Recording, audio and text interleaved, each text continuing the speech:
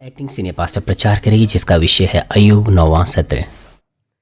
특성으로 영광 돌려주신 बहन तायंग किम को मैं धन्यवाद देती हूँ आपकी विशेष प्रस्तुति के लिए। 트럼펫 연주 특주 들으셨는데요. 김다영 자매 काफ़ी समय के बाद हमने आपकी प्रस्तुति देखी है। 학교 3년 과정을 1년 मध्य कक्षा से उत्तीर्ण होने के बाद उन्होंने 현재 대학 1 साल के अंदर हाई स्कूल का कोर्स पूरा किया है और अब वो 올 कॉलेज में प्रवेश कर चुके हैं। 유학을 갈 예정인데요.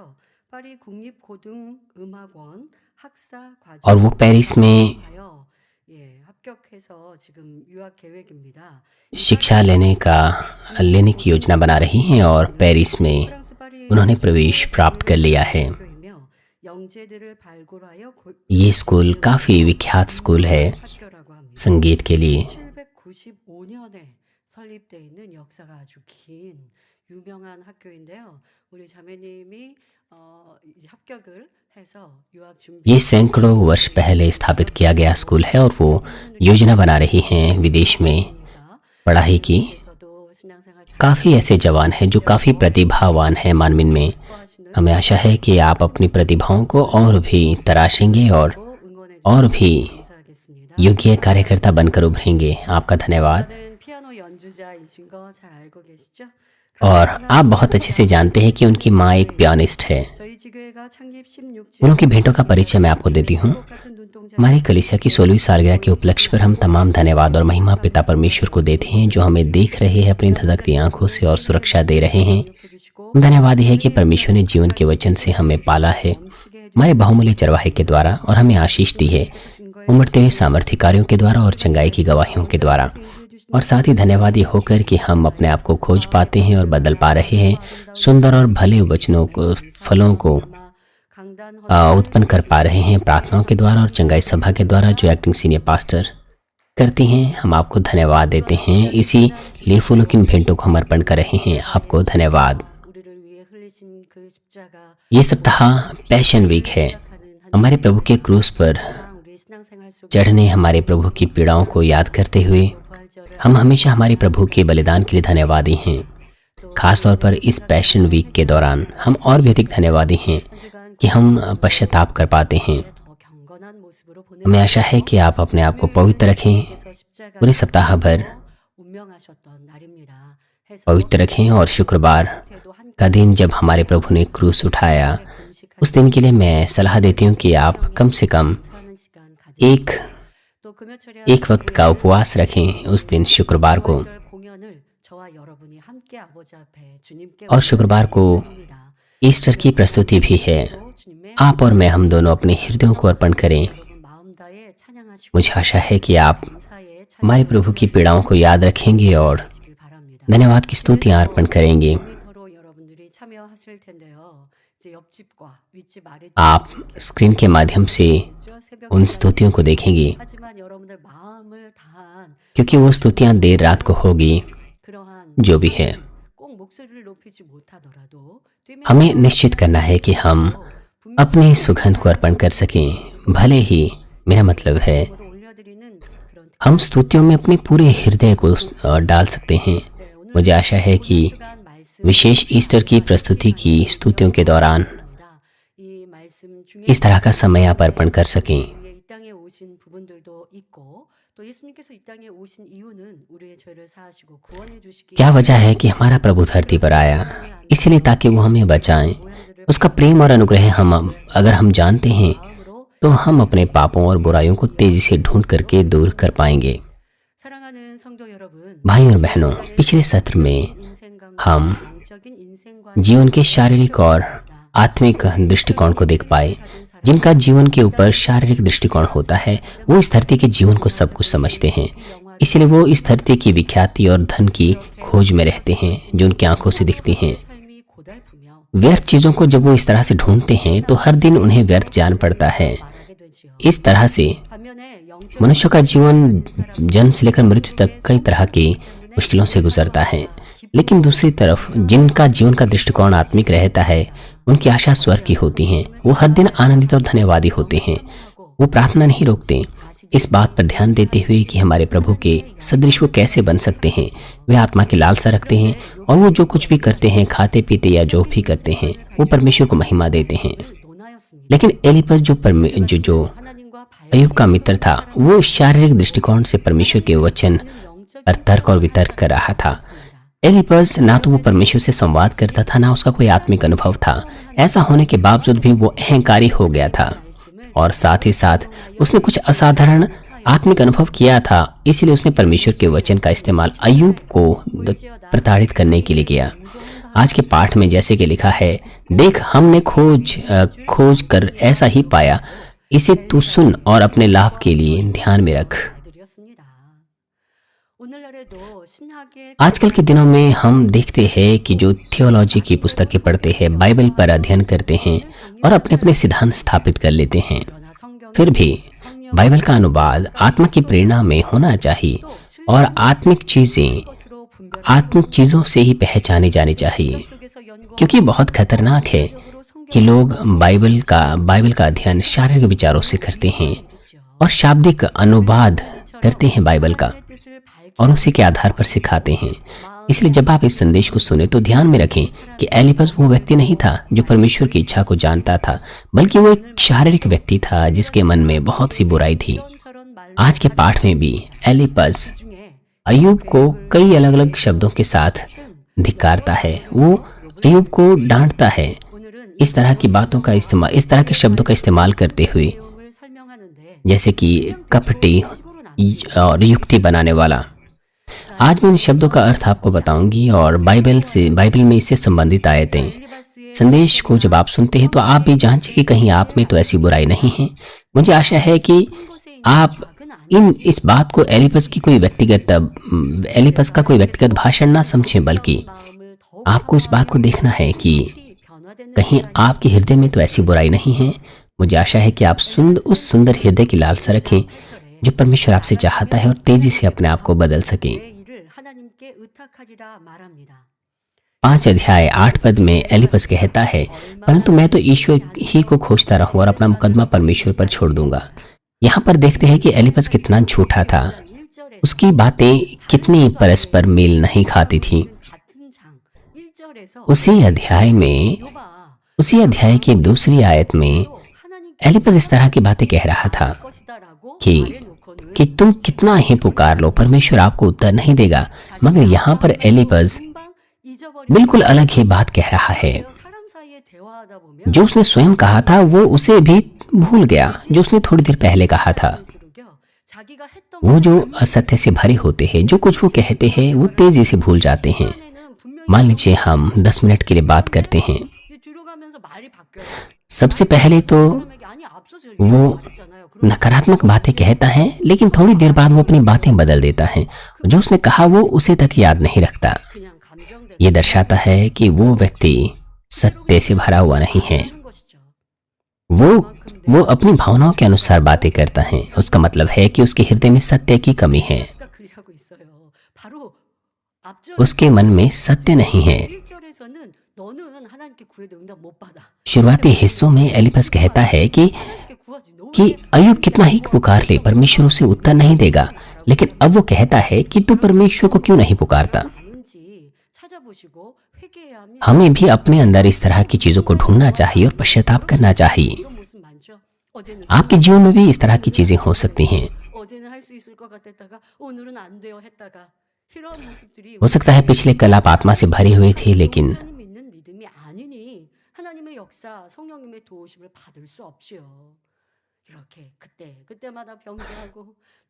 आज नहीं है। इसलिए परमेश्वर से आप उत्तर प्राप्त नहीं कर सकते, मदद नहीं पा सकते, क्योंकि आपका मन बदल जाता है। आप बहुत बार अपना मन बदल देते हैं क्योंकि आपके अंदर असत्य है, जिसके द्वारा परमेश्वर से बातचीत नहीं कर पाते हैं।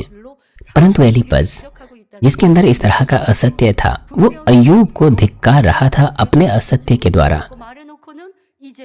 वो अपनी बातों को बदल रहा था और कहता है कि अगर मैं तेरी जगह होता तो मैं परमेश्वर को खोजता।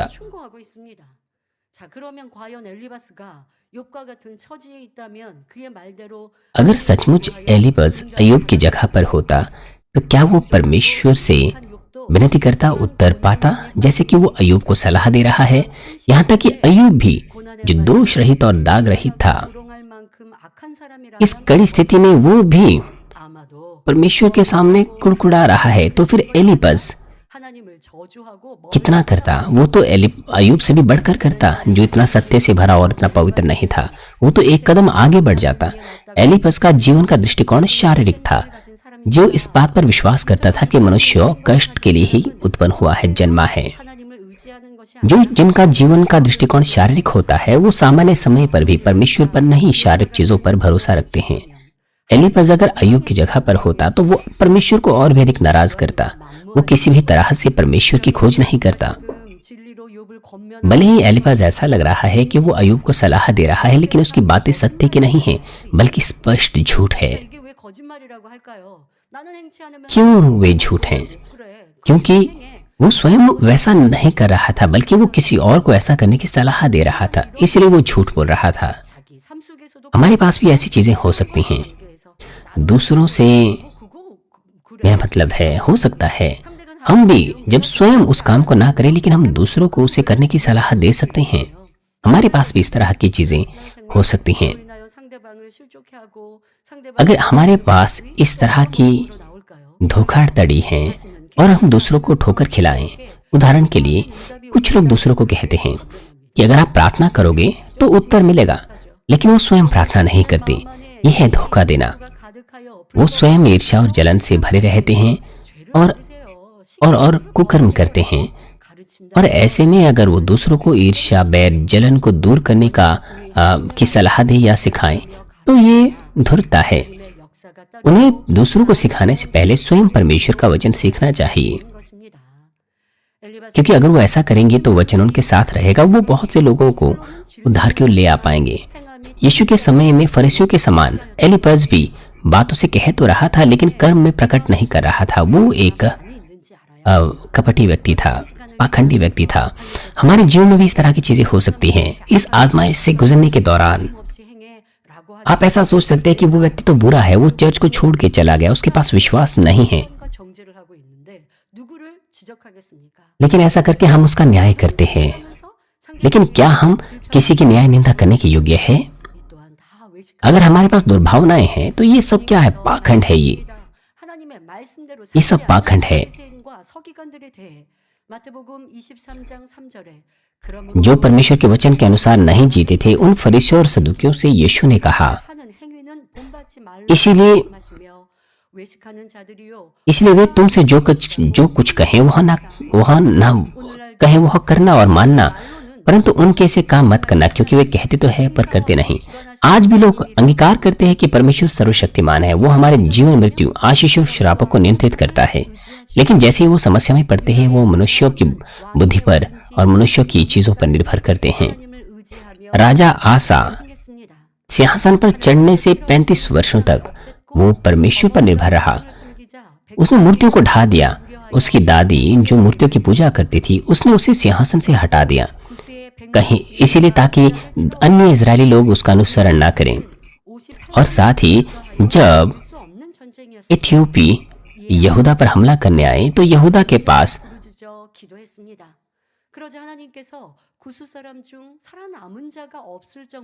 केवल 8,000 सेना थी, लोगों की सेना थी। युद्ध को जीतना बिल्कुल असंभव था, लेकिन फिर भी उस वक्त राजा आसा परमेश्वर को पुकारता रहा और उसने परमेश्वर से सहायता प्राप्त की और विजय प्राप्त हुआ, और वो विजयी हुआ। और उसके बाद आसा ने अपना मन बदल दिया। जब बादशाह, जो उत्तरी राज्य का राजा था, वो यहूदा के विरुद्ध हमला करने आया, तो वो सोना चांदी लेकर, जितना भी खजाना था प्रभु के घर से, वो तमाम खजाना लेकर वो राजा के घर चला गया। और उसने अरामी राजा को भी संदेश भेजा कि वो उसको मदद करें। पहले जब वो इथियोपी सेना के साथ लड़ रहा था, तब वो विजयी हुआ, क्योंकि परमेश्वर पर उसने भरोसा किया। परंतु अब वो राजा पर भरोसा कर रहा था और वो परमेश्वर पर भरोसा नहीं कर पाया। जैसे कि लिखा है, देख यहोवा की दृष्टि सारी सृष्टि पर इसलिए फिरती है कि जिनका मन उसकी ओर निष्कपट रहता है, उनकी सहायता में वह अपना सामर्थ्य दिखाएं। तूने यह काम मूर्खता से किया है, इसलिए अब तू लड़ाइयों में फंसा रहेगा। 당신을 사랑하기 때문에 주신 기회임을 ऐसे में अगर राजा आसा अभी भी अगर वो परमेश्वर पर भरोसा करता, पश्चाताप करता, मन फिराता, तो परमेश्वर प्रेम के द्वारा उसे विजय का अवसर देता। लेकिन इस बीच में भी उसने परमेश्वर के प्रेम पर भरोसा नहीं किया, बल्कि डर से परमेश्वर से दूर रहा। 또 말았습니다. और फिर 그때가 16장 12절에 उसके पैर में एक रोग लग गया, 하지 아니하고 और ऐसे में भी वो परमेश्वर की ओर नहीं फिरा, 기록된 और अंत में वो उस बीमारी से मर गया। 그래서 이런 아사 왕의 모습을 बाइबल में इसके विषय में बहुत अच्छे से लेख है, 얼마나 और यह लेख हमें दर्शाता है कि परमेश्वर कितना दुखी था राजा आसा को उसके विश्वास की कमी को देखकर। 이 세상을 살아 परमेश्वर के संतान होने के नाते हो सकता है हम भी बड़ी और छोटी मुश्किलों का सामना कर सकते हैं। ऐसे समय के दौरान पिता परमेश्वर हमसे अपेक्षा करते हैं कि हम उसकी सामर्थ्य पर निर्भर रहें, सिद्ध विश्वास से भरोसा रखें, केवल उसी पर निर्भर रहें। 마음으로 저와 इसलिए चाहे 크든지 작든지 कोई चीज बड़ी हो या छोटी हो, अगर हम समस्या में पड़े तो हम पूरे हृदय से परमेश्वर से मांगे, उससे उत्तर पाए और इस प्रकार उसको महिमा दें। 저는 आप ऐसा कह सकते हैं कि पाप और बुराई की वजह से मैं कष्ट भोग रहा हूँ, और अगर मैं परमेश्वर से मांगू भी तो भी मुझे उत्तर नहीं मिलेगा। आपको ऐसा नहीं करना चाहिए। आपको क्या करना है? आपको अपने आप को नम्र करना चाहिए, निरंतर पश्चाताप करना चाहिए, मन फिराना चाहिए, तो पिता परमेश्वर आपको क्षमा करेंगे 있습니다. 그러니 और वो आपकी जरूरतों को आपको देगा। 너 하나님께 구해도 하나님이 응답 안 하셔. 이거는 말도 안 되는 것이고요. एलिपस की बातें। 말하는 말은 맞아요. 나 같으면 하나님께 구하겠다. 그러나 그것 또한도 엘리바스는 진실한 마음이 아니고 욥을 질타하기 위해서 एलिपस ने वो बातें सिर्फ अय्यूब को डांटने के लिए नहीं कही थी, बल्कि 부유한 모습으로 하나님께 나오면 अगर हम परमेश्वर का नम्रता से अगर हम परमेश्वर की खोज करें तो परमेश्वर हमारी मदद करता है। जब मैं आपको राजा आसा के बारे में बता रही थी, राजा आसा 도와주셔서 जब ऐसे युद्धों में था जो जितना असंभव था, जब वो परमेश्वर पर निर्भर रहा तो पिता परमेश्वर ने उसे पूरी तरह से विजय किया। लेकिन बाद में वो अहंकारी बन गया और बाद में उसने स्वयं से अपने तरीके से कार्य करने की कोशिश की, मनुष्यों पर निर्भर होने की कोशिश की। इसलिए पिता परमेश्वर उससे निराश हुए, अपना मुख उससे फेर दिया। इसके चलते राजा आसा के पैर में रोग लगा और वो मर गया। 바뀌는 이런 신앙생활이 되어야 할 것입니다. 이어서 욥기 5장 9절부터 10절에 하나님 एलिपस भी आगे लगातार इस तरह से कहता है, 9 और 10 पद में, वह तो ऐसे बड़े काम करता है 비를 जिसकी था नहीं लगती, और इतना आश्चर्य कर्म करता है जो गिने नहीं जाते। वह पृथ्वी के ऊपर वर्षा करता और खेतों पर जल बरसाता है। हालांकि एलिपस परमेश्वर से नहीं मिला था, लेकिन वो सृष्टिकर्ता परमेश्वर के बारे में जानता था। वो इन चीजों के बारे में जानता था, जैसे पुराने नियम में मूसा है, अब्राहम है, और मिस्र से इजराइल के निर्गमन पर परमेश्वर ने किस तरह से कार्य किया था। वो इन बातों को जानता था। 애굽에 내린 열재앙이나 उसने सुना था कि कितनी महानता से और आश्चर्यजनक रूप से परमेश्वर ने अपने कार्यों को कर प्रकट किया था। उसने 10 विपत्तियों को सुना था 내려주신 일 जो मिस्र पर आई थी, लाल समुद्र का 2 भागों में बंटना, 백성이 और आग और बादलों के खंभे से इजराइलियों की परमेश्वर के द्वारा अगुवाई होना, 들어 और मन्ना और क्वेल का स्वर्ग से बिखरना, और खारा पानी मीठे पानी में बदल जाना। वो उन बातों को जानता था। और यरूही की शहर पनाह का ढह जाना। 천하 만물과 산 इसीलिए 자연계를 움직이는 분이심으로 वो उन बातों को जानता था। 내리시고 물을 밭에 इसलिए वो कह रहा था कि सब बातें परमेश्वर के नियंत्रण में ही हैं। और वो कहता है, इसलिए वो नम्र लोगों को ऊंचे स्थान पर बैठाता है, जैसे कि 11 पद में लिखा है, और शोक का पहरावा पहने हुए लोग ऊंचे पर पहुंचकर बचते हैं। 무슨 의미일까요? 하나님께서는 진리 안에서 자신을 जो नम्र परमेश्वर, 분입니다. जो लोग सत्य में होते हैं, जो सत्य में अपने आप को नम्र करते हैं, 고린도전서 15장 31절 अर्थात शारीरिक रूप से जो अपने आप को मार देते हैं, जैसे कि अहंकार, घमंड, स्वयं की धार्मिकता, रूपरेखाएं, जैसे कि प्रेरित पौलुस अंगीकार करता है कि मैं प्रतिदिन मरता हूँ। ऐसे लोगों के लिए जो इस रीति से अपने आप को नम्र करते हैं, परमेश्वर उन्हें ऊंचे स्थानों पर बैठाता है, 도리어 높여주시는 परमेश्वर उन्हें ऊंचा करता है। 마태복음 23장 जैसे कि यीशु ने कहा कि तुम में जो बड़ा हो वह तुम्हारा सेवक बने। जो कोई अपने आप को बड़ा बनाएगा वह छोटा किया जाएगा, और जो अपने आप को छोटा बनाएगा वह बड़ा किया जाएगा।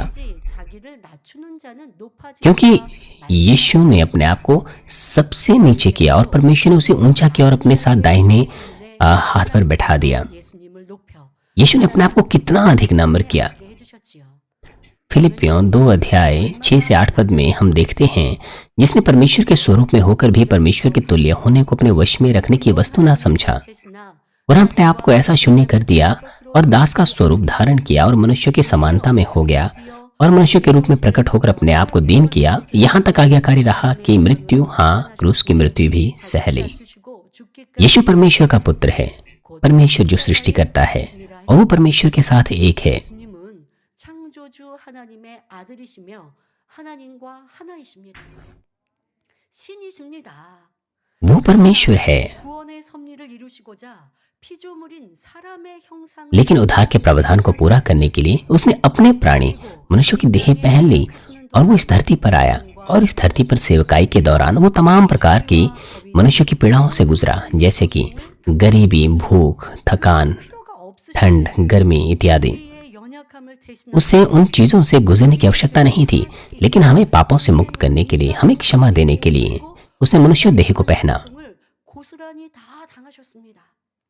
흠도 점도 없이 거룩하신 분이 피조물로부터 온갖 멸시와 जबकि वह पवित्र था, जिसमें कोई दाग और धब्बा नहीं था, फिर भी उसने तमाम पीड़ाओं को, तमाम मुश्किलों को अपने ही प्राणियों के द्वारा अनुभव किया और एक गंभीर अपराधी के समान क्रूस की कड़ी सजा सही।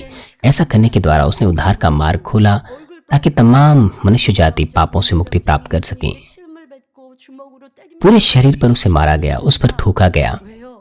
उस पर कोड़े मारे गए। क्यों? हमारे पापों के चलते, 아무런 ताकि हमारे पापों को क्षमा किया जाए। 그 고통을 पाप रहित होने के बावजूद भी वो इन तमाम पीड़ाओं से गुजरा। 받아야 될 उसने 고난을 तमाम उपहास, पीड़ा को सहा। 그만큼 हमारी जगह पर 받아주고 उसने अपने आप को नम्र और दीन किया। 모든 것을 다 उसने अपने आप को सबसे निचले स्थान पर रखा, सबसे नम्र किया, सबसे नीचे। 그러므로 이를 기뻐하신 하나님께서는 예수님을 और इसके चलते 왕, 만주의 주 परमेश्वर ने यीशु को राजाओं का राजा और प्रभुओं का प्रभु बना दिया। 우리는 हमें इस बात को ध्यान देना चाहिए, 를 원하고 이 땅에 हम भी स्वर्ग में ऊंचे होना चाहते हैं। 신앙에서도 아버지의 इस धरती पर हमारे जीवन के दौरान भी हम पहचान चाहते हैं, हम आशीष पाना चाहते हैं, हम परमेश्वर के द्वारा पहचाने जाना चाहते हैं, लेकिन हम अपने आप को नम्र करने से इनकार करते हैं, हम बलिदान करने से इनकार करते हैं, हम संकोच करते हैं दूसरों की सेवा करने से, जबकि 수는 없어요. हम 예수님처럼 희생하고 पहचान पाना चाहते हैं, ऊंचे होना चाहते हैं, तो ऐसा करने से संभव नहीं है। 영광을 위해 살을 때 아버지 하나님께서 나를 हमें वैसा करना होगा जैसे यीशु ने किया, केवल तभी हमारा परमेश्वर महिमा पाता है। हमें इस बात को मन में रखना होगा इस पैशन वीक के दौरान। 낮아지고 섬기는 만큼 하나님께서는 높여 주심을 깨닫고 ऐसा करने के द्वारा 선한 마음으로 हमें सेवा का जीवन जीना चाहिए, अपने हृदय को नम्र करते हुए। 본문에 आज के पाठ में 슬퍼하는 자를 एलिपस अंगीकार करता है 안전한 곳에 있게 하신다 했는데 여기서 कि 슬퍼하는 자라 परमेश्वर 누구로 슬퍼하는 것이 아니라 하나님을 사랑하기에 कहता है कि जो शोक का पहरावा पहने हुए लोगों को परमेश्वर 떨쳐 일어나게 한다. वो ऊंचे पहुंचकर बचते हैं। 그러므로 슬퍼하는 자를 흥기시켜 안전한 곳에 있게 하신다는 것은 곧 영으로 애통하는 자를 इसलिए शोक का पहरावा पहने हुए ऊंचे पर पहुंचकर बचते हैं। 4절에 애통하는 자는 복이 있나니 저희 यहाँ और यीशु का वचन भी कहता, धन्य है वे जो शोक करते हैं क्योंकि वे शांति पाएंगे। 우리는 하나님 나라를 위하여 애통할 수 있어야 하고 사망의 हमें परमेश्वर के राज्य के लिए और उन आत्माओं के लिए शोक करना चाहिए जो मृत्यु की ओर ले जा रहे हैं। उससे भी बढ़कर 영으로 애통하는 जो लोग आत्मिक रूप से शोक करते हैं, उनके अंदर धार्मिक क्रोध भी होना चाहिए। जब वो किसी को देखते हैं जो परमेश्वर की निंदा कर रहा है या उसके कार्य में बाधा उत्पन्न कर रहा है, ऐसा करने के द्वारा वो परमेश्वर के राज्य को सुरक्षा दे सकते हैं और 영광을 가리고 आत्माओं को और परमेश्वर की इच्छा को पूरा करते हैं। 언제나 사망으로 मेरा मतलब है कि जब ऐसा कहीं मामला होता है जहां पर उन्हें धार्मिक क्रोध दिखाना होता है, खास तौर पर जब वो धार्मिकता को होता हुए देखते हैं, जहां परमेश्वर का तिरस्कार होता है या आत्माएं मृत्यु की ओर जाती हैं, 그냥 두고 있어요. 아유 하나님께 속했으니까 하나님이 다 해주시겠지. और हम यीशु को भी देखते हैं, उसके अंदर कोई दुर्भावना नहीं थी या क्रोध नहीं था, 땅에 이 지금 परंतु इसका मतलब यह नहीं कि वो हमेशा शांत रहा। 있잖아요. 하나님의 사람들을 통하여 하나님 पिता परमेश्वर स्वयं इस धरती पर नहीं आते हैं, वो मनुष्यों के जन के द्वारा कार्य करते हैं, वो अपना कार्य मनुष्यों के जन के द्वारा करते हैं। इसलिए अगर कोई अधार्मिकता का काम है, हमें उसे रोकना चाहिए। 우리의 몫인 것이죠. हमें अपनी छड़ी उठानी पड़ती है ताकि पिता परमेश्वर कार्य करें। ये हमारा कार्य है। 부활로 나오기 हमें ये नहीं सोचना चाहिए 기도는 कि 기도이지만 पिता परमेश्वर सब कुछ स्वयं करेंगे। 이라는 것은 없으면 अगर हम 아버지가 खुद 어떻게 कुछ ना 행할 수 करें 있는 ऐसे विचारों से तो पिता परमेश्वर कैसे कार्य करेंगे। 그런데 행함이 없으면 하나님의 영광을 हमारे अंदर भले ही जुनून क्यों ना हो, लेकिन अगर हम कर्म प्रकट ना करें तो हम परमेश्वर की महिमा नहीं देख सकते, और ये बहुत दुखद है। अगर आप चर्च से प्रेम करते हैं, चरवाहे से प्रेम करते हैं, आत्माओं से प्रेम करते हैं, और यदि आप परमेश्वर के राज्य को सुरक्षा देना चाहते हैं, तो आप जहां भी हो, 기도해야 하는 분도 있지만 대부분은 행함과 함께 일해야 하게 तो कुछ लोगों को प्रार्थना करनी चाहिए, कुछ लोगों को कर्मों से अपने कार्यों को प्रकट करना चाहिए। इसलिए अपने अपने पदों पर आपको सोचना चाहिए कि आप अपने कामों को किस प्रकार से कर सकते हैं। 다시 한번 생각해 मुझे आशा है कि आप 예수님께서 सोचिए इस बारे में कि आपको उसके लिए क्या करना है। 늘 부드럽게만 행하시는 것이 아닙니다. 성전에서 매매하는 이들의 मेरा मतलब है, अगर हम यीशु को देखें, उसके अंदर कोई क्रोध या दुर्भावनाएं नहीं थी, मगर उसका मतलब यह नहीं कि वो हमेशा शांत रहा होगा। 뱀들아 मंदिर के अंदर जो व्यापार कर रहे थे, उसने उनके पशुओं को बाहर निकाल दिया, और 이러한 वहां पर जो पैसों का लेन देन कर रहे थे, उनकी मेजों को पलट दिया। 성결된 ऐसा धार्मिक क्रोध पवित्र हृदय से आता है, बुराई के हृदय से नहीं। 없습니다. 또한 इसलिए शैतान 명으로 인도하기 위해 इस पर दोष नहीं लगा सकता, क्योंकि यह भी उस प्रेम से उत्पन्न होता है जो आत्मा को जीवन देना चाहता है, जो आत्मा को जागृत करना चाहता है। 바랄 때는 상대에게 상처를 주거나 और दूसरी तरफ 시킬 수 있으며 दुर्भावनाओं के चलते अगर आप क्रोधित होते हैं तो उससे हम दूसरों को ठेस पहुंचा सकते हैं, ठोकर खिला सकते हैं। इससे भी बढ़कर हम परमेश्वर को निरादर करते हैं। 이것이 참 어려운 इसलिए शारीरिक क्रोध और गर्म मिजाजी हमें दूर करनी चाहिए। 바라다가 그것이 분이 되고 혈기로 가버리죠. 왜 그럴까요? 남아 있으니까. 내 안에 분이 있고 혈기 क्योंकि हमारे अंदर क्रोध बना रहता है, 나라고 하는 것이 क्योंकि 있으니까 좋은 마음 हम अपनी ही बात पर जोर देते हैं।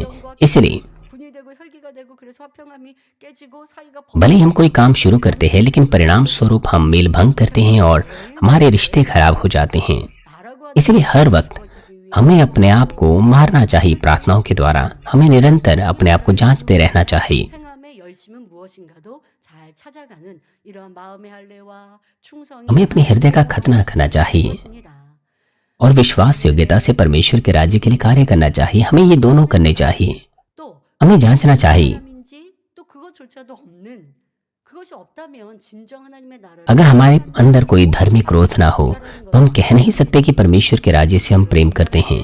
जब हम दूसरों को सलाह देते हैं, 나라를 든든히 세워갈 때 오직 사랑으로 권면하고 책망하며 또 악으로 나오거나 죄 가운데 거하는 이들이라 할지라도 그들을 위해 마음의 사랑으로 애통할 수 있을 때 하나님께서는 यदि हम लोगों के लिए शोक करने में सक्षम है, 받으시고 상급으로 바꿔주십니다.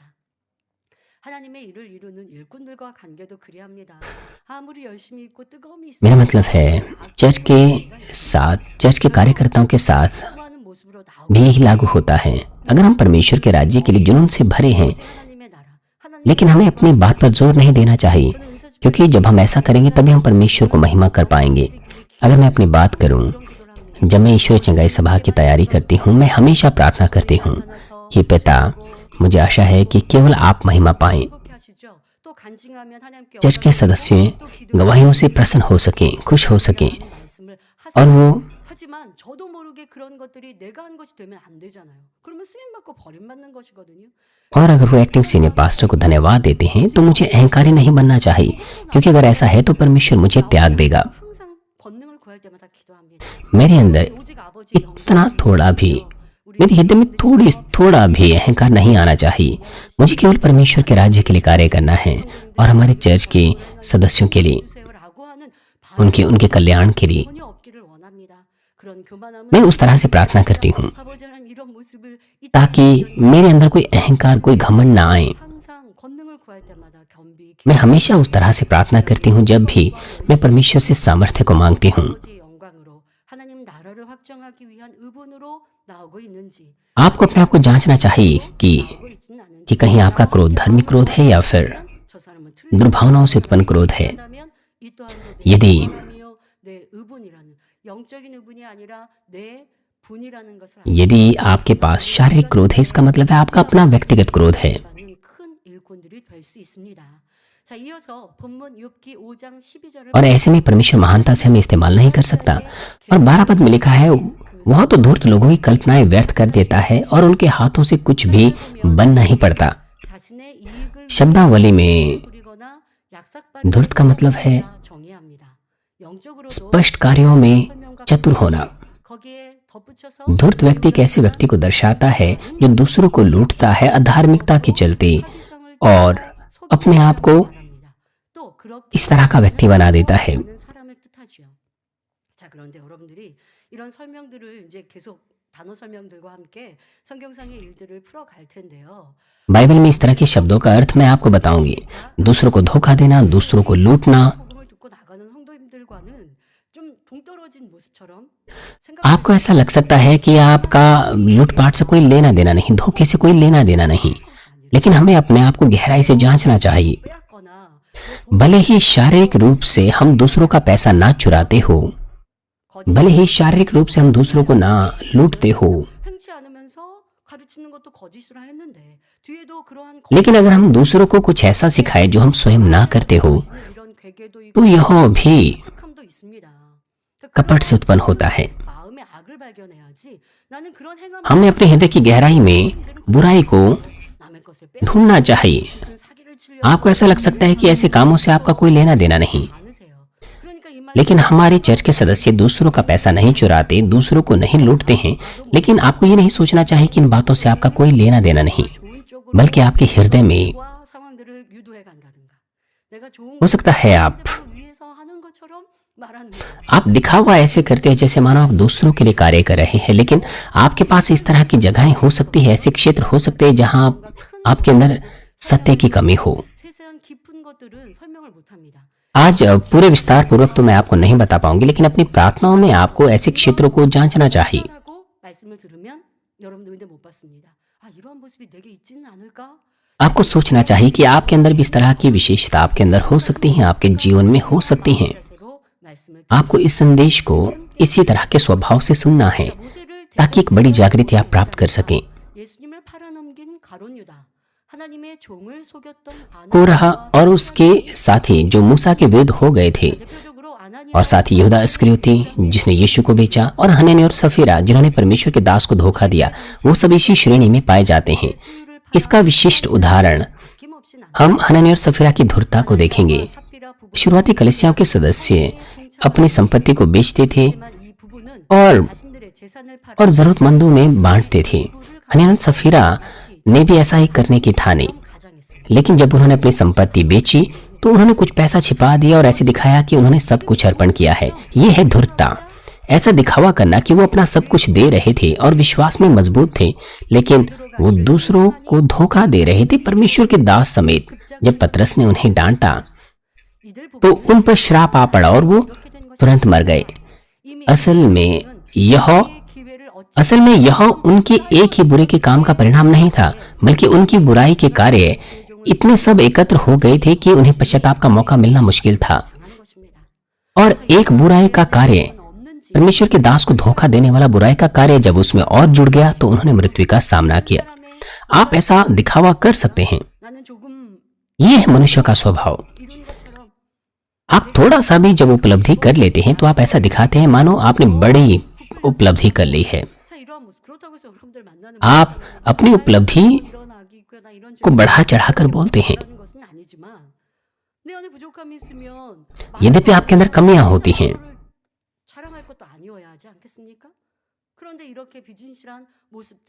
जिन लोगों के पास इस तरह का सत्य रहता है वो ऐसा दिखावा करते हैं कि वो दूसरों के सामने बेहतर नजर आए।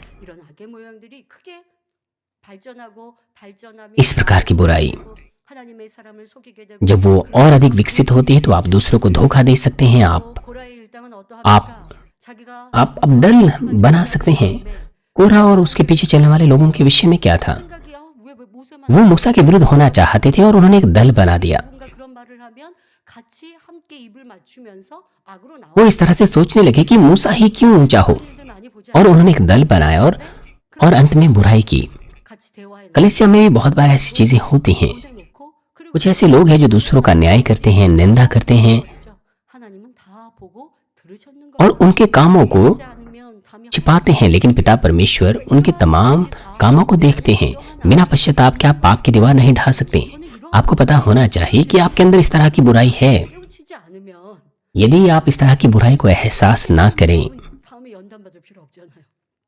그런데 지금 깨닫지 않으면 यदि आप ऐसी चीजें एहसास ना करें, 하며 시간 낭비요. 얼마나 괴롭습니까? 이런 말씀을 들으면서 깨달으시고 मेरा मतलब है इस तरह के संदेशों से आपको अपने आप को 자기 모양이 जागृति प्राप्त करनी चाहिए अपने आप में। 하지 못했던 본성 속의 악이구나라는 आप अपने बीते समय के कार्यों पर दृष्टि करें, 여러분이 될 것입니다. अपने स्वभाव की बुराई को ढूंढें। 미련하는 지혜 ऐसा करना ही आपके लिए बुद्धिमानी होगी। 이라고 생각하면 괴율 단어도 우리가 평상시에 사용하지 않아요. 그리고 또 지금 धूर्तता, 설명을 보면 내가 누구한테 사기를 친 적도 없고 뭐 크게 거짓말을 한 것도 그냥 평상시에 그냥 거짓 और लूटपाट करना हो सकता है आपके लिए ये अपारिवारिक हो सकता है, आपने किसी को नहीं लूटा हो, या हो सकता है इन शब्दों से आपका कोई लेना देना ना हो, लेकिन आपको ऐसा नहीं सोचना चाहिए। 아니었지만 작은데 भले ही आपने ऐसे कार्य ना किए हो, परंतु आपको अपने आप को 되어집시다. 다음으로 अपने अंदर इस तरह की विशेषताओं को आपको ढूंढना चाहिए। 생각해낸 अगला, 이런 것들은 우리 삶에 많이 युक्ति बनाना, 있지 않을까요? वह चुपचाप किसी चीज का प्रबंधन करना धोखाधड़ी के साथ। 생각하면서 거기서 꾀를 또 방법을 찾아내는 것 이러한 것들은 삶에서 이런 개교는 많이 있을 수 있는데요. आपके अंदर भी षड्यंत्र, जिसको हम कहते हैं, इस तरह के षड्यंत्र हो सकते हैं।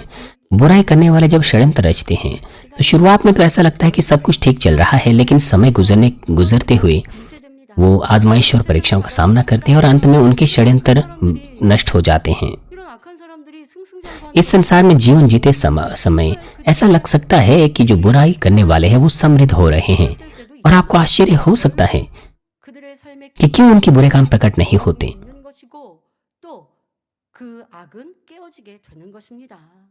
하나님께서 그들의 손으로 하는 일을 이루지 못하게 막으시기 때문입니다. 외관상으로는 그들이 형통한 것 같이 उसकी वजह यह है कि जो कुछ वो करना चाहते हैं परमेश्वर उन्हें बाधित करता है। 근심 बाहर से तो ऐसा लगता है कि सब कुछ ठीक चल रहा है, लेकिन उनके अंदर कोई चिंता न कोई शांति नहीं होती। उनकी घबराहट, उनकी चिंता, उनका डर दूर नहीं होता। 가난하게 살더라도 मान लीजिए आपके पास बहुत सा पैसा है, लेकिन उस पैसे से अगर आप घबराहट में रहें तो बेहतर है कि आप फिर गरीब ही रहें। 남을 और अगर आप षड्यंत्र करके बहुत सा लाभ 나서려고 하기 कमा भी लें, लेकिन अंत में वो सब खत्म हो जाएगा, 더 많은 केवल फिर न्याय ही हमारा 또 물질을 가진 것 같습니까? इंतजार कर रहा होगा। हमें ऐसा लग सकता है कि उनके पास बहुत सी चीजें हैं, वो समृद्ध है, लेकिन वो सब खत्म हो जाएगी और अब केवल 진리 안에 살지 않는 न्याय ही उनकी प्रतीक्षा कर रहा होगा। इसीलिए जो सत्य में जीवन नहीं जीते, बाइबल उन्हें मूर्ख कहती हैं। 사람이라 해도 भले ही आप षड्यंत्र ना रचें, 않는 생각 लेकिन जब हमारे पास ऐसे विचार या योजनाएं होती हैं जो सत्य के अनुरूप नहीं है, तो हम भी धूर्तता का मेरा मतलब है हम भी धूर्तता कर सकते हैं और ठोकर खा सकते हैं। 하나님께서는 이 परंतु 진리 안에 जो लोग बुद्धि और समझ के अनुसार चलते हैं वो सही मार्ग पर चलते हैं, धर्मी मार्ग पर चलते हैं, और परमेश्वर ऐसे लोगों को जो सत्य में जीते हैं सुरक्षा देता है। 어려움을 겪 क्या आप ऐसा सोचते हैं कि मैंने तो कोई धूर्तता नहीं की, कोई षड्यंत्र नहीं रचा, लेकिन फिर भी मैं मुश्किल में हूँ, मैं सुरक्षा में नहीं हूँ? आप सुरक्षा में नहीं है क्योंकि आपने परमेश्वर के वचन का उल्लंघन किया, सही मार्ग पर नहीं चले। 말라는 उदाहरण के लिए बाइबल के बहुत से हिस्सों में परमेश्वर हमसे कहता है कि हम किसी के कर्ज के लिए गारंटर ना बने, और वो नीति वचन 11:15 में हमसे कहता है जो परदेशी का उत्तरदायी होता है वह बड़ा दुख उठाता है, परंतु जो उत्तरदायित्व से घृणा करता है वह निडर रहता है। और नीति वचन 17:18 में लिखा है, निर्बुद्धि मनुष्य हाथ पर हाथ मारता है और अपने पड़ोसी के सामने उत्तरदायी होता है। 되지 말라. और 17:18 में लिखा है, 이 재단에 이런 말씀들을 들어 얼마나 여러분들 자주 정기적으로 말씀해 주셨습니까? आपने इस तरह के वचनों को बहुत अधिक सुना है, 않았습니다. लेकिन अगर आपने इन बातों का पालन नहीं किया है तो पिता परमेश्वर साफ रूप से, 이 말씀 कड़े रूप से 듣고 보증을 선다면 वो हमें सलाह देते हैं कि हम किसी व्यक्ति के लिए उत्तरदायी ना बने या उसके गारंटर ना बने। 우린 거 아닌데 그런데 어려운 लेकिन 것을 इस वचन का उल्लंघन करते हुए अगर हम ऐसा करते हैं तो हम सुरक्षा प्राप्त नहीं कर पाते हैं। आप ये कहकर बहाना बना सकते हैं कि आप तो भले हृदय से किसी के उत्तरदायी बने हैं, गारंटर बने हैं, 한다는 것은 लेकिन यहाँ कोई बहाना नहीं चल सकता। आपने परमेश्वर के वचन का उल्लंघन किया है। किसी के लिए गारंटर बनना ये मानो एक वादा करना है कि अगर वो अपना कर्जा नहीं चुका पाएगा तो हम उसके जिम्मेदार हैं। इस प्रकार से अगर हम गारंटर बने और फिर चीजें गलत तरीके से होने लग जाएं, तो उससे हम अपनी संपत्ति को खो सकते हैं और हमारे ऊपर एक बड़ा कर्जा आ सकता है। हम अपना घर, हमारे परिवार का आश्रय भी खो सकते हैं। ऐसे बहुत से मामले हैं जहां पर एक व्यक्ति इसके चलते अपने भाई, अपने रिश्तेदार, अपने दोस्तों को शत्रु बना लेता है। इसीलिए हमें अपने कर्जे के लिए किसी को गारंटर नहीं, ये सच्चा प्रेम नहीं है कि हम किसी को अपना गारंटर बनने को कहें या किसी का गारंटर बन जाएं। क्योंकि अमीर बनने का, रात भर में गरीब से अमीर बनने का कोई तरीका नहीं है। ये अपने आप में बुराई है अगर आपके अंदर इस तरह की चीज है। अपने लालच के चलते आप धूर्त हो जाते हैं। यीशु ने हमसे कहा कि चौकस रहो और हर प्रकार के लोभ से अपने आप को बचाए रखो, क्योंकि किसी का जीवन उसकी संपत्ति की बहुतायत से नहीं होता। मरकुस 10 अध्याय में एक धनी व्यक्ति यीशु के पास आता है और उसे पूछता है कि अनंत जीवन पाने के लिए मैं क्या करूं। और यीशु से कहता है कि क्या वो बाइबल की आज्ञाओं का पालन करता है। तो यह व्यक्ति साहस से उत्तर देता है कि वो तो बचपन से ही परमेश्वर की तमाम आज्ञाओं का पालन करता है।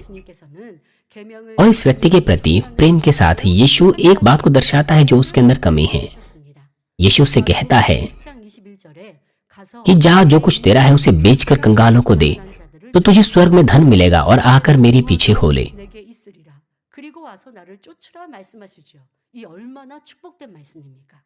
ये कितना आशीषित सलाह है, कितनी आशीषित सलाह है।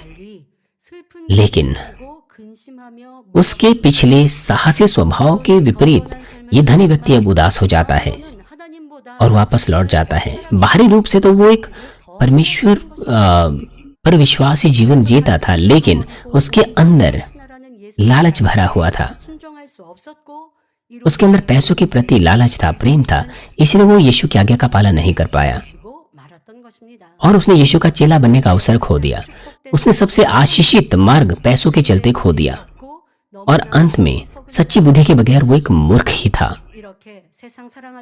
इस प्रकार से आप एक धूर्त व्यक्ति बन सकते हैं और धूर्तता का शिकार हो सकते हैं, इस तरह की मूर्खता के चलते, जैसे कि संसार के प्रति प्रेम, लालच और अपने स्वार्थ पर जोर देना।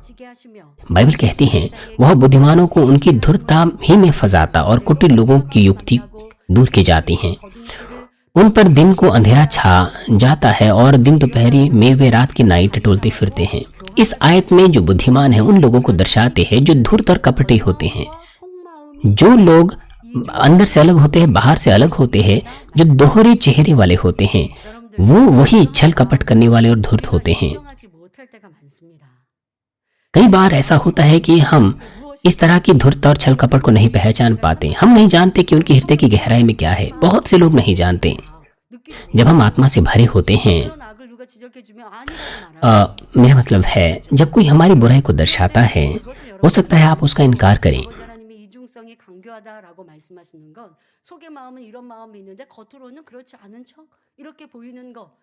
ऐसे लोग होते हैं जो दो मुखी होते हैं, जिनके दो चेहरे होते हैं।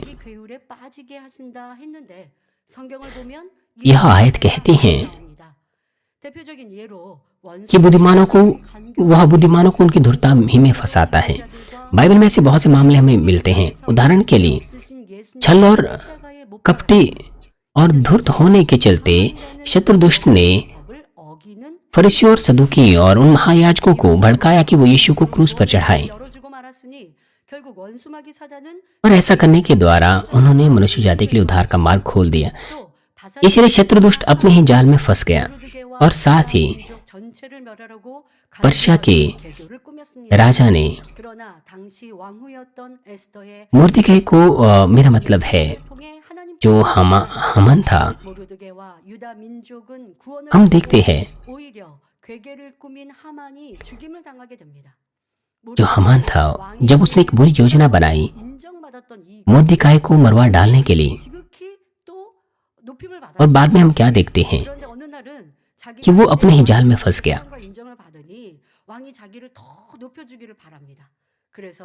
हामान चाहता था कि राजा उसे ऊंचा करे, इसलिए उसने कपट और धूर्तता के चलते 하는 것이 एक बुरी योजना बनाई कि वो मुर्दीकाई को मार डालें 근데 그것을 자기인 줄 알고 있는데 और यहूदियों को नाश करें। 자기가 아니라 그래서 왕의 마침 हामान ने ऐसी अपेक्षा की थी कि राजा उसे ऊंचा करेगा 높일 수 있는 그런 제안을 했는데 도리어 और उसने राजा को यह राय दी ताकि वो ऊंचा उठाया जा सके, और उसने राजा को राय दी 인정을 받는 मुर्दीकाई और तमाम यहूदियों को मरवा डालने की। 하게 됩니다. 자기는 자기인 것처럼 아주 속 깊이 내가 이렇게 왕에게 사랑받지 인정받지 하고 있지만 그런데 그 길이 결국 죽음의 길로 परंतु 가지 못합니다. बाद में क्या हुआ, 이 자기라는 वो स्वयं अपने जाल में फंस गया और 사랑하는 사람은 अंत में उसकी मृत्यु हो गई। 칭찬받을까? 내가 조금 칭찬받으면 우쭐해지고 जिनके पास, 나를 이렇게 높여주는 거고 인정 जिनके हृदय में ऊंचा उठने की इच्छा होती है, 거고 그러면 참 기분이 좋고 여러 가지로 계산합니다. 그런데 결국 그런 사람들은 वो इस तरह से चीजों को गिनते, इस तरह से या उस तरह से चीजों की गणना करते हैं, लेकिन अंत में वो नीचे किए जाते हैं। 어리석음들은 벗어야 합니다. 여러분 삶 속에 हमें इस तरह की मूर्खता को दूर करना चाहिए। परमेश्वर के राज्य के लिए विश्वास योग्यता से कार्य करते हुए हमें ऊंचा होने या फिर पहचान पाने की अपेक्षा नहीं करनी चाहिए, बल्कि हमें स्वर्गीय प्रतिफलों की अपेक्षा करनी चाहिए। मगर बहुत से लोग ऐसा नहीं करते। वो यहाँ वहाँ ये वो चीजों की गणना करते हैं, और जब उन्हें पहचान नहीं मिलती तो वो निराश हो जाते हैं, वो आत्मा की भरपूरी खो बैठते हैं। ये दर्शाता है कि उनके पास ऊंचा होने की, ऊंचा उठने की या फिर पहचान पाने की इच्छा है। वे मूर्ख लोग हैं। 자, 모르드게를 달아 죽이려고 준비한 나무에 하만 자신이 달려 죽고 말았던 결말을 우리는 알고 있습니다. मुर्दीकाई को लटकाने के लिए उसने जो योजना बनाई थी उस पर वो अंत में खुद ही लटकाया गया। हम इस तरह के बहुत से लोगों को देखते हैं जो छल कपट करते, धूर्त होते हैं।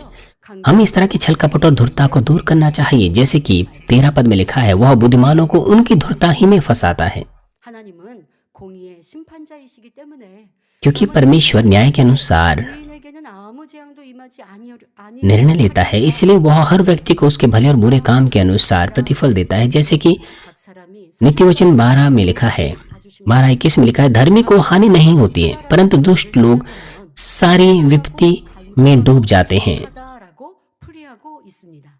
즉 간교함보다 한층 더 악한 행함으로 나타내는 것을 말합니다. 잠언 11장 9절에 और नीति वचन 11:9 पद में लिखा है, भक्तिहीन जन अपने पड़ोसी को अपने मुंह की बात से बिगाड़ता है, परंतु धर्मी लोग ज्ञान के द्वारा बचते हैं।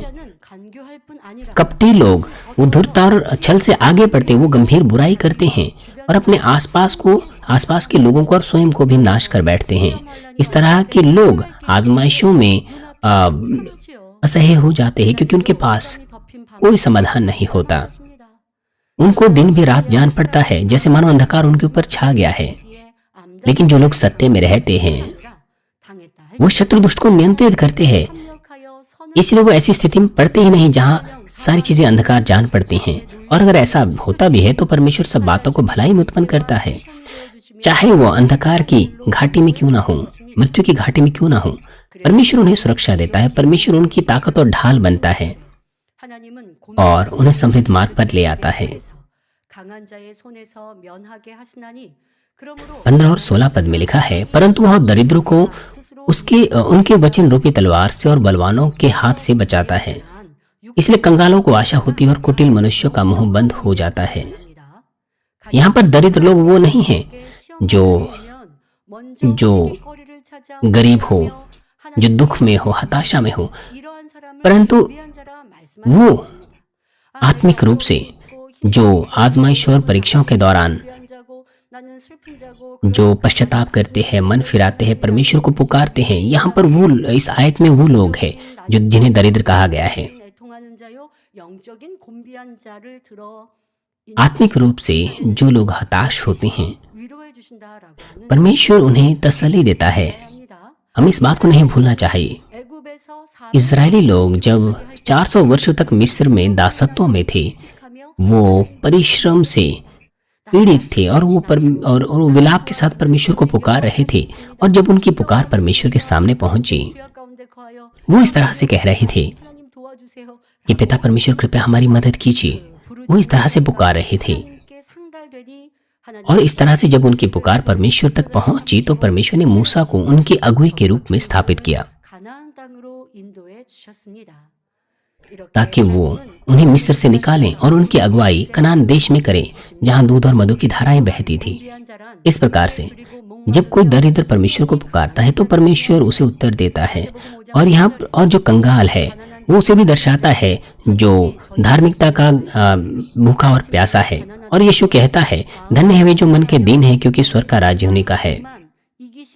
जो मन के दीन है यानी कि मन में कंगाल या दरिद्र है, जिनके अंदर कोई लालच नहीं होता, अहंकार नहीं होता, स्वार्थ नहीं होता, इस तरह का व्यक्ति जो आत्मा में गरीब होता है वो न केवल सुसमाचार को तेजी से ग्रहण करता है बल्कि वो उत्सुकता से परमेश्वर की खोज करता है, स्वर्ग की आशा रखता है। 그러니 마음까지 부해줘서 하나님을 믿어야 할 필요성을 느끼지 못했습니다. 그러나 거지 나사로는 비록 가난하여 헐벗고 부자의 대문 앞에서 एक धनी व्यक्ति वो परमेश्वर की खोज नहीं करता है। 가난했기에 하나님을 찾았습니다. लूका 16 अध्याय में हम एक धनी व्यक्ति को देखते हैं जो हमेशा समारोह किया करता था, पार्टीज किया करता था 아브라함의 품에서 क्योंकि वो मन में धनी था।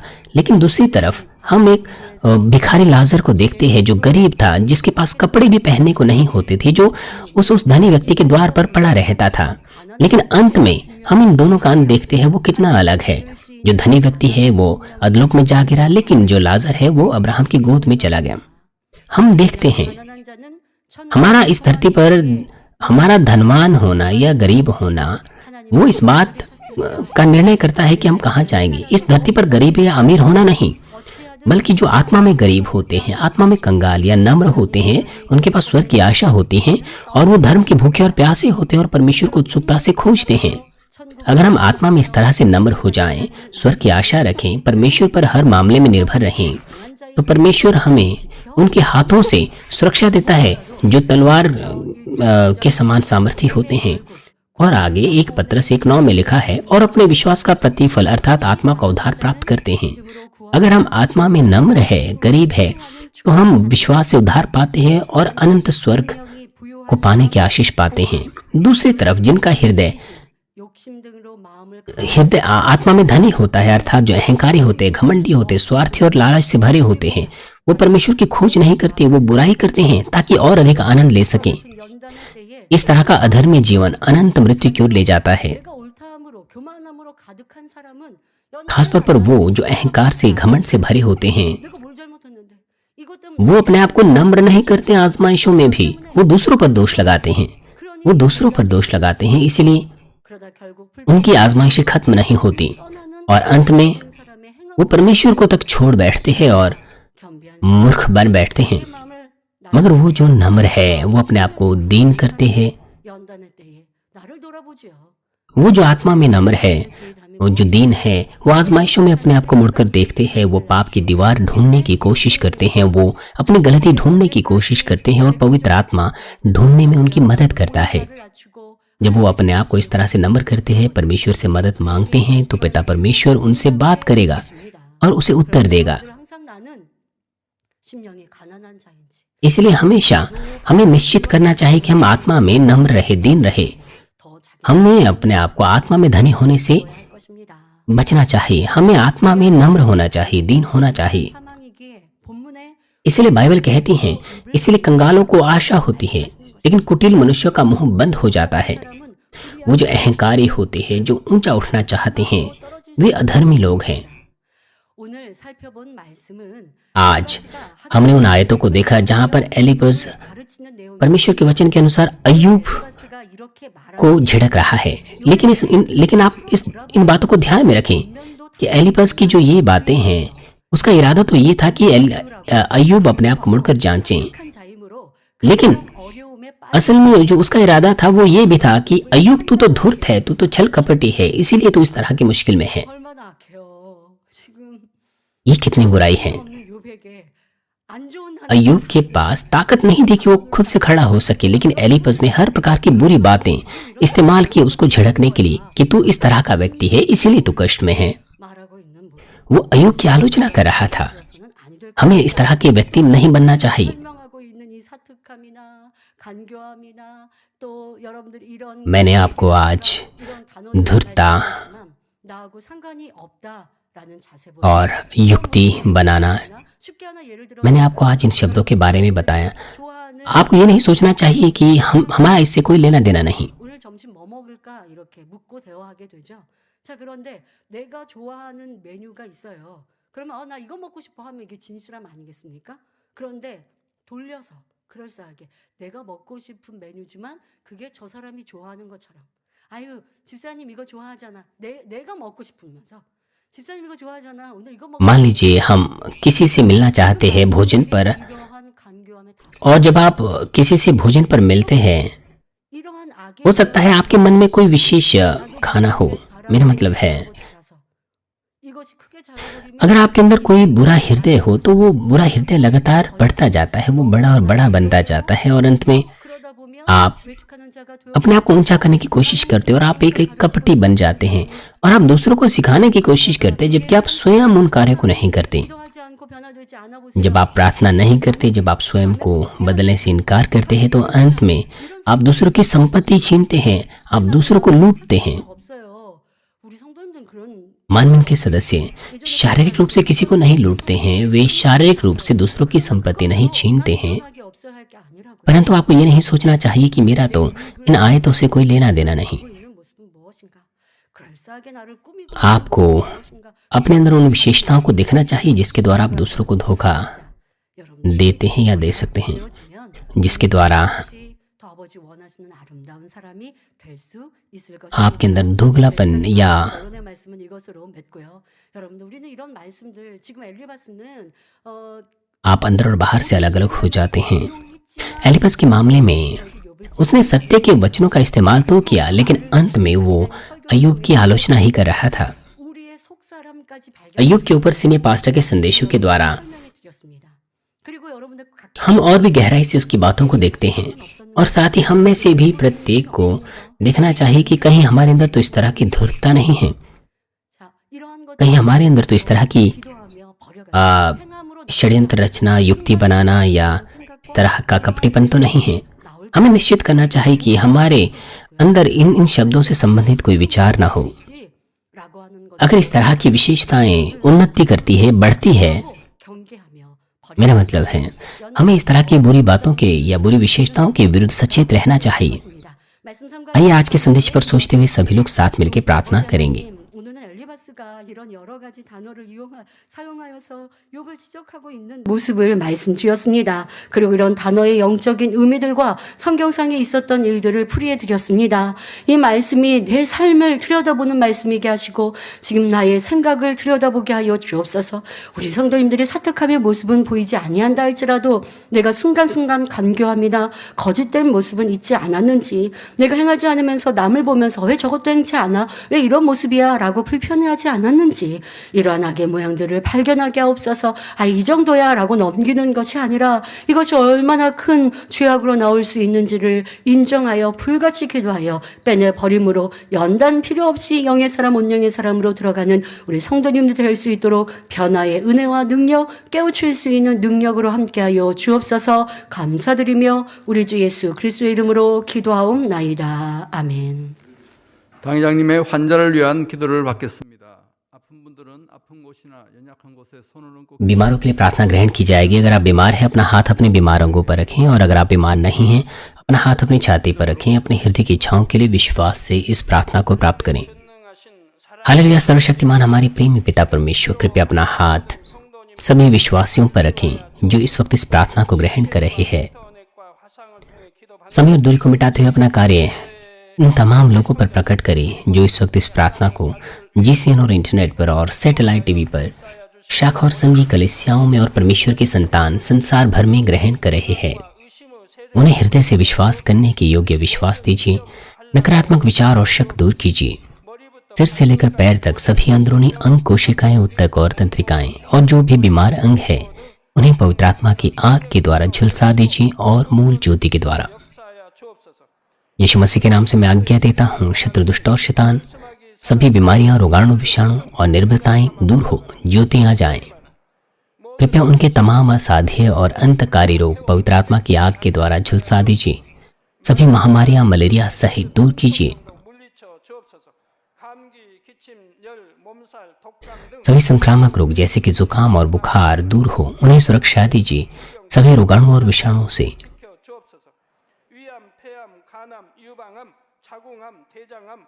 तमाम पेट, फेफड़े, जिगर, छाती, यूट्रेन और आंतों के कैंसर से उन्हें चंगा कीजिए। एड्स, ल्यूकेमिया, दिमागी रक्तघात, उच्च रक्तचाप, धीमा रक्तचाप, मधुमेह, थायराइड की समस्याएं, हृदय, फेफड़े और स्त्री रोग और तमाम सूजन और जलन दूर हो। पोलियो, लकवा, गठिया और हर्निएटेड डिस्क से उन्हें चंगा कीजिए। पीठ दर्द, सिर दर्द और मानसिक दर्द और सभी दूसरे दर्द गायब हो जाएं। मिर्गी, स्वलिनता, उदासी, तंत्रिका रोग और दूसरी मानसिक बीमारियां दूर हो। सभी प्रकार के लकवे खुल जाएं, उठें, चलें और कूदें। आंखें सामान्य देखने लगे, कान सामान्य सुनने लगे, अंधे देखने लगे, बहरे सुनने लगे और गूंगे बोलने लगे। तमाम प्रकार के दुर्घटना के दुष्प्रभाव से उन्हें चंगा कीजिए। उनकी टूटी हड्डियां जोड़ दीजिए। उन्हें जलन से ठीक कीजिए। जलन और दहन संवेदना दूर हो।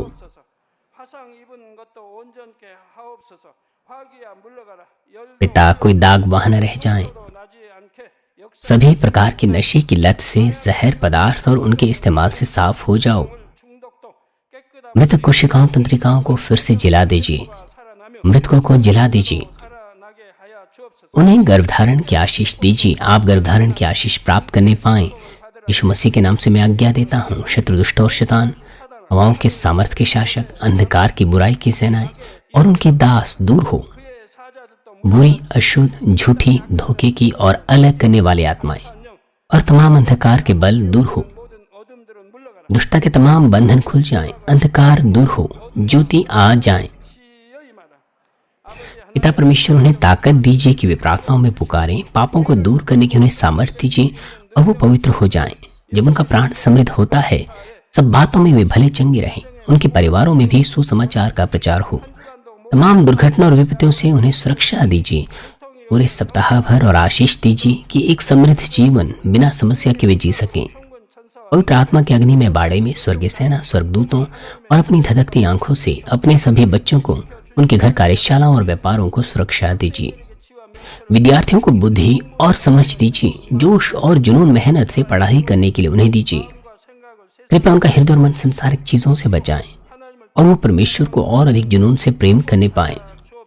आपके बच्चे चाहे खाएं, पिएं या जो कुछ भी करें, इन सब में वो अपना जीवन पिता परमेश्वर आपको महिमा देते हुए जीने पाएं।